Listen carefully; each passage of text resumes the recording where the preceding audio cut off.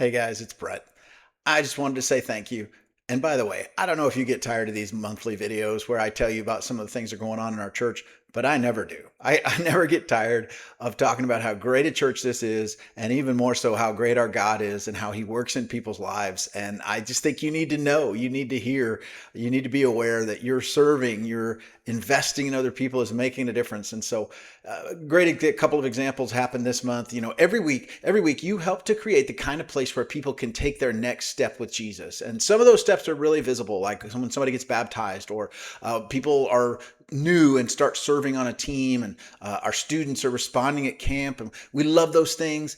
We love it when a new family comes and gets connected, and all of that, but we don't always get to see it. And so some of those things are quiet.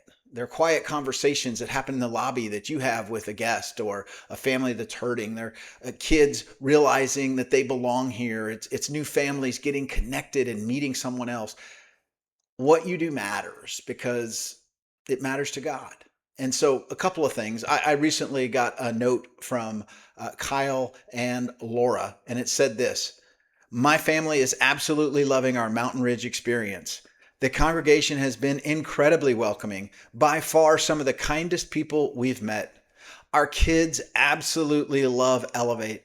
They are thriving with the lessons and materials they bring home every week. They just touched on almost every part of our church, our greeters, our kids ministry, our worship, and it is impacting them. And that's you. That's why you come a little early. That's why you stay a little late. That's why you serve when maybe others are just enjoying. And the fruit that God brings from that is incredible. So thank you for doing that. I was so encouraged. I shared it with our church on Sunday. A mom came up to me on Sunday morning, and she just said, "You just need to know.